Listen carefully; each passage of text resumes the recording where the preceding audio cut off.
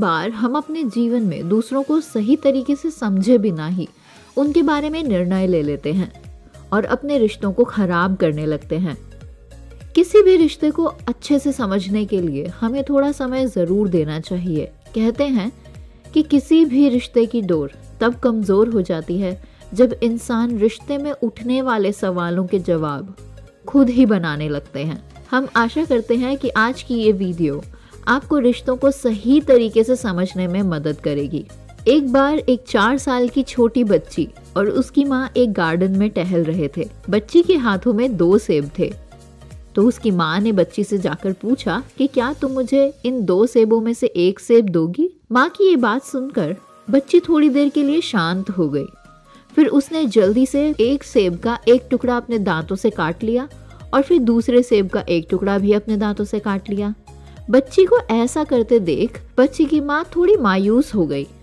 उसे लगा कि उसकी बेटी में शेयर करके खाने की आदत ही नहीं है।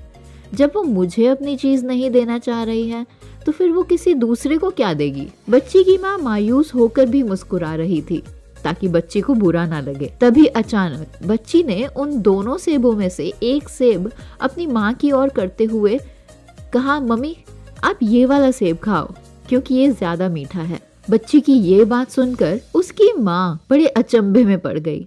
वो सोचने लगी कि अभी क्षण भर पहले मैं अपनी बेटी के लिए कितना बुरा सोच रही थी कि उसमें शेयर करके खाने की आदत नहीं है, लेकिन ऐसा नहीं है। उसकी बेटी तो अपनी माँ के लिए बहुत ही ज्यादा केयरिंग है। तभी तो उसने खुद खाकर फिर ज्यादा मीठे वाला सेब अपनी माँ को ऑफर किया। अर्थात जल्दबाजी में हम दूसरों के प्रति जैसी अवधारणा बना लेते हैं, दरअसल वैसा होता नहीं है। कई बार लोग हमारे सोचने के बिल्कुल विपरीत होते हैं, इसीलिए हमें कभी भी जल्दबाजी में आकर किसी के लिए भी कोई भी धारणा नहीं बनानी चाहिए, क्योंकि कभी कभी जो दिखाई देता है वो सच्चाई नहीं होती। बुझ जाता है दिया अक्सर तेल की कमी के कारण।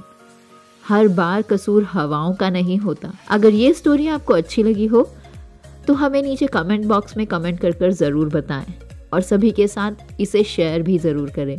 This is Divya from teguniti.com। जल्द हम फिर हाजिर होंगे एक ऐसी ही वीडियो के साथ। टिल देन गुड बाय, जय हिंद।